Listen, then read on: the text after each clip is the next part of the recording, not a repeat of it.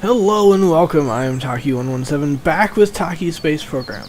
So, I ran all of my experiments that I had available at every biome in the Kerbal Space Center. And that got me a little over 600 science. That's a lot. So, I'm going to go through, and I'm basically going to research everything I can before even attempting this next mission, so that I have all of the parts available to me that I need. Fuel systems, some advanced things. Let's do... See, now I'm going to have to start choosing things. Definitely want that, and I get one more thing. So I want space exploration, which gives me even more science. I want command modules. So, we got all that science going. Now, I also have 900 something funds. So let's go ahead and upgrade a couple buildings. Let's upgrade the astronaut complex, so my Kerbals can now actually get out of their capsules. Let's...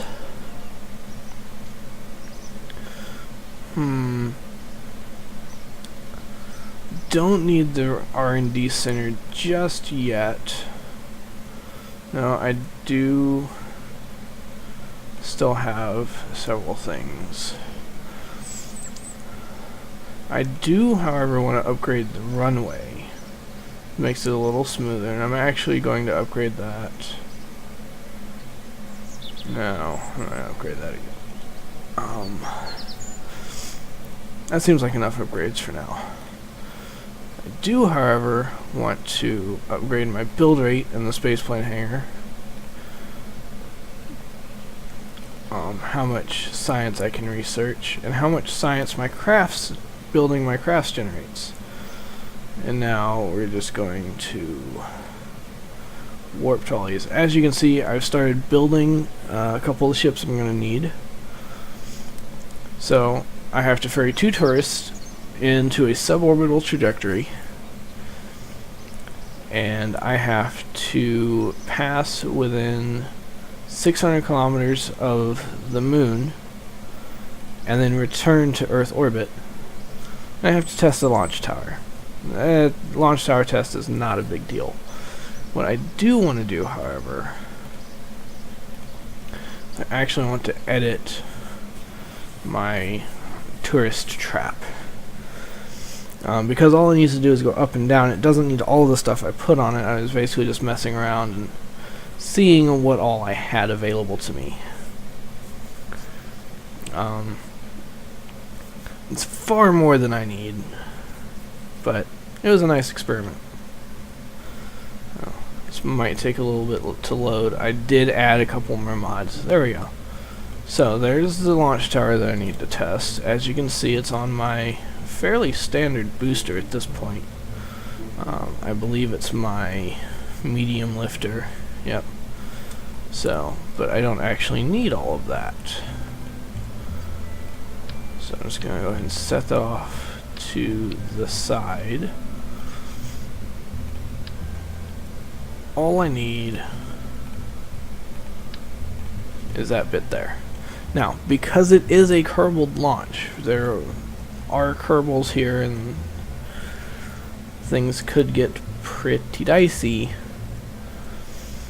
Oh wow, look at all these command pods. I do want to have a launch escape system, so I'm going to search for a... Here we go.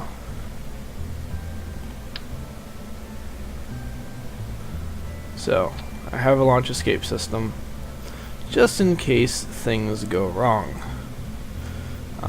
Again, because this is a rocket, things are bound to go wrong. Let's see if I have a different one I can put on there. Nope. Yep, just gonna use that one. That one works just fine. It's a little tall, but take what you can get, right? So I already have a decoupler there. I am going to actually put the smaller one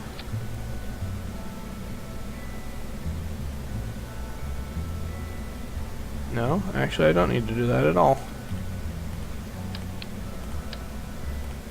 So I should be able to just attach my rocket just like that. And as you can see, that is far too much power for what I need.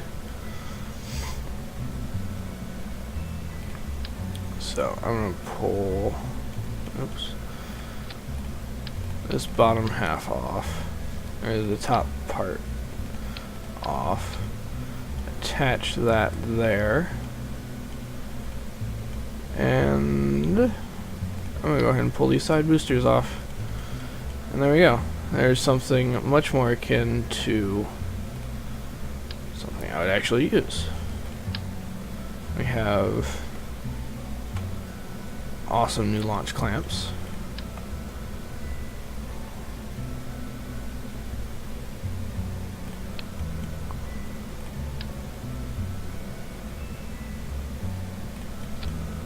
Oops. Just getting those set up. Now this is actually going to make it cheaper. Let's see, I need all of these to go down there. That, and I actually like to put the launch tower in its own stage regardless of where it is on the rocket.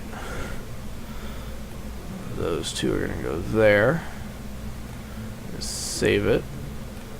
And we're going to go ahead and save our edits. It's a much smaller rocket. Should be much easier to fly.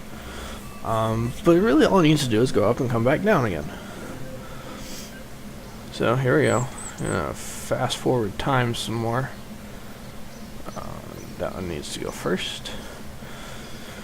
Now, Luna 3 is designed to complete our close approach of the moon, if you will. Much like Luna 2, it's pretty sure it's the same rocket as Luna 2. But I'm not going to be... Oh, wow, okay. All these things. Anyway, I'm not going to be entering orbit of the moon, and I'm not going to impact the moon either. The goal for Luna 3 is to orbit, or is to make a close approach less than 600 kilometers, and then enter back into Earth orbit.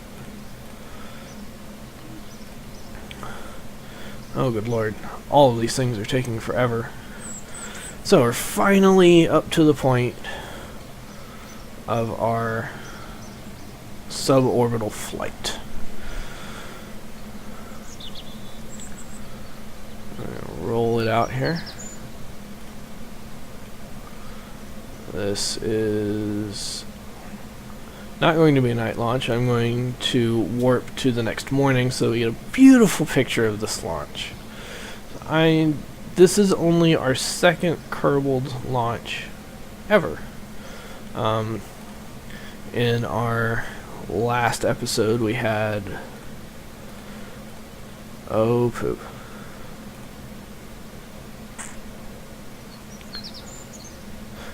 We'll worry about it later. So, tourists can't actually fly rockets. So this is going to be interesting because, well, I'm not going to have SAS, I'm not going to have any control really. It's just going to go straight up and hopefully make orbit, and hopefully it comes back down. Otherwise, we're kind of screwed. And here we go, beautiful early morning launch.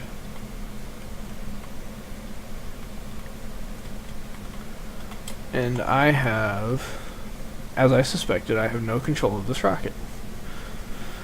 Can I even... Nope, I can't even stage.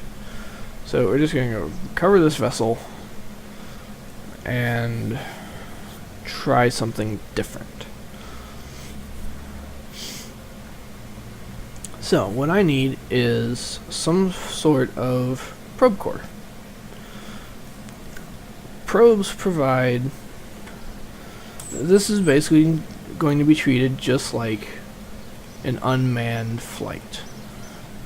So I'll need a probe core, I'll need some sort of connection, and hopefully I have enough electric charge, but I'll worry about that later.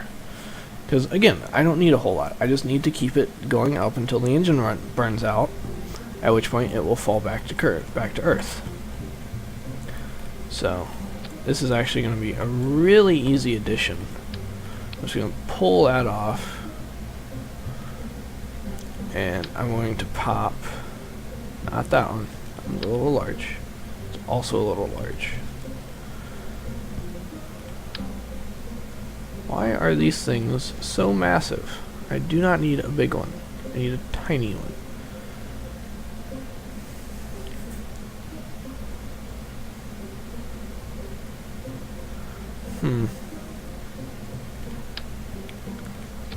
That works, and it looks nice. Sort of. Alright, new plan.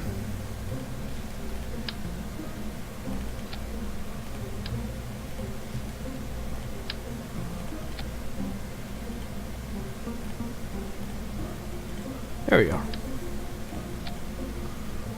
So I'm going to take that, and I'm going to slide it down. We've done this before. There we go. So it looks nice. Save that, and I need communication devices. Preferably ones. Ooh, here we go.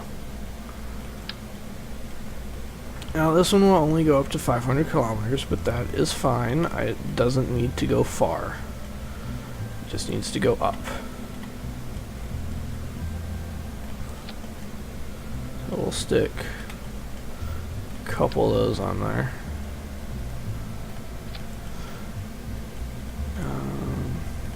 Actually, new plan.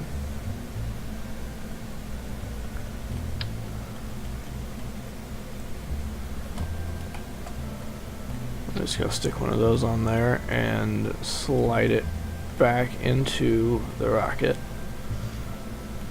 Because when it's deactivated, it has a range of 500 kilometers and it doesn't use any electric charge. Let's go ahead and rebuild it. It'll take another day to build, but that's what happens when you don't plan ahead. You waste time, you waste resources, and it's just a big pain in the butt. So here we go, we're going to try this again. Oops. Move that up, because I want... Oh, it's only going to take us 8 hours, because we already have all the parts, right? We just added a couple things. So here we go. Rolled it on out to the pad. Now as you can see, we're already on day 57 of our career. Now, you know, if you were playing normal Kerbal Space Program, you might be on day like 3 or 4.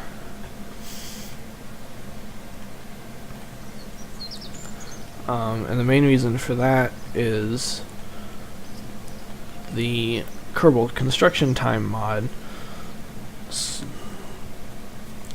It slows down your progress. Yes, you can warp through everything, so it doesn't slow down the time playing, but what it does slow down is how fast things get done in-game. Normally rocket builds are instantaneous, you don't have to worry about rolling out to the launch pad, you don't really have to worry about a whole lot. Whereas with Kerbal Construction Time, rockets take time to build, they take time to roll out, there's just a whole lot going on here. So, we have this. I'm going to check my contract here. And it says activate parts to do the staging sequence. So this is kind of cool. See, it fires and retracts away, leaving our rocket clear to launch. So, here we go. Full throttle, launching in 5, 4, 3, 2, 1. Ignition and liftoff, and oh dear. I forgot to adjust my staging. So my launch escape tower also ignited and detached. So these Kerbals are basically going to be in a freefall. Now, once again, all I'm doing is going up and I'm coming back down. I'm not worried too much about things. I do, however, want to pitch over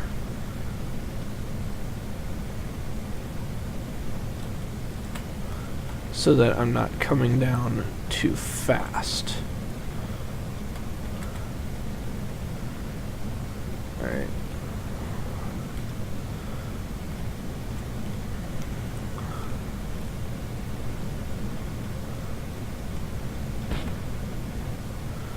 Oh dear.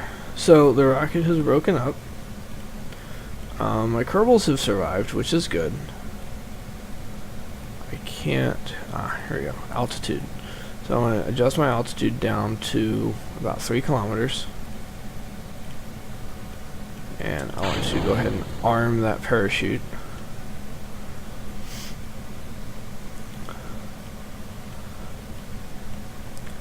So, our Kerbals have survived. This is good. Mainly what happened was I wasn't exactly paying attention, started my gravity turn far too late, and tried to compensate for that. So we're going to fall on a ballistic trajectory. You can hear explosions off in the distance there. Hopefully this works. This pod is not holding. There we go. Okay, so we have a good shoot. Oh, there goes the booster. It's gonna fall into the ocean, well away from the Kennedy Space Center. And that's kind of the reason we launch from where we do. You know, it's close to the coast, so any mishaps that happen during launch, all of the debris is going to fall over the ocean. So, and basically that means that nobody gets harmed and everyone is safe. This is also why Russia launches to about a 56-degree inclination. The reason they do that is because spent stages have the potential to fall on China if they launch to their minimum inclination. So in order to avoid that and keep the Chinese safe and relations good, they just launch to a higher inclination. So I'm going to go ahead and recover that vessel. That did not go well at all, but not a big deal.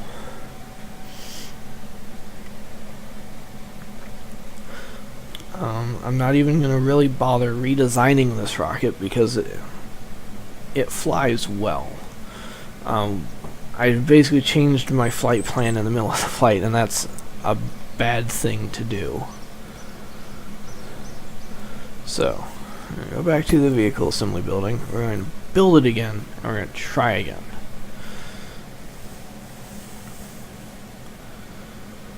So,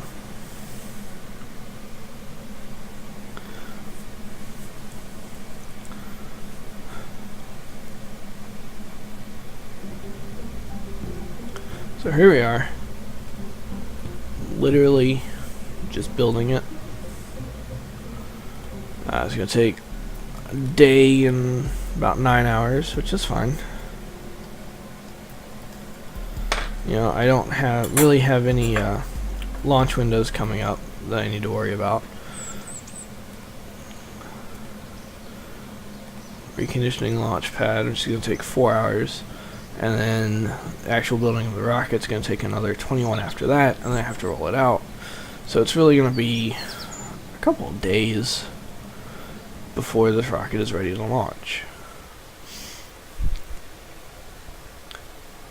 So we're already on day 58. Looks like mid-afternoon. Yeah, about noon. So this is probably going to be an evening launch. Oh, nighttime launch. Okay, well, I'm just going to warp to the next morning. There's no point in waiting. Remove those guys and add my tourists back. Those are the ones that are supposed to be on this mission. So, once again, let's try again. This time I am going to perform a proper gravity turn. But again, I don't expect to make orbit. I don't even want to make orbit. Because all this mission is go up, come back down. That's it. That's all these guys want to do. They want to experience a rocket launch. So,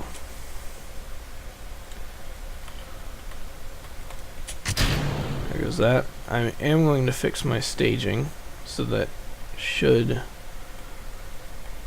anything go wrong, there we go.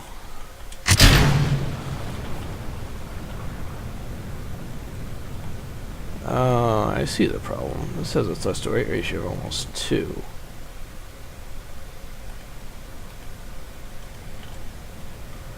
So let's bring that down to something a little more manageable.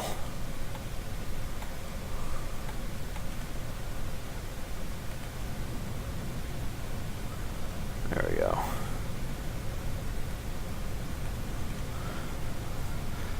"25% thrust works well, I have found."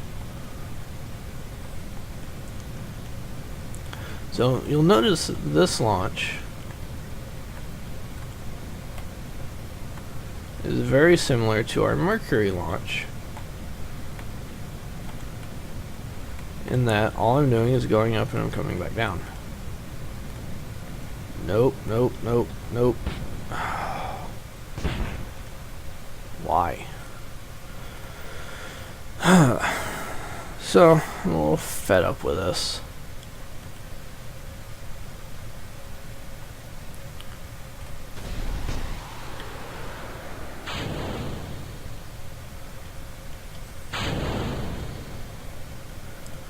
Rocket keeps breaking apart, so just enjoy this picturesque view here.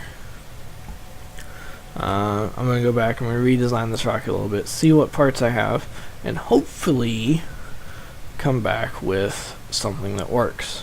So until next time, I'm Taki117, and remember, it's just rocket science.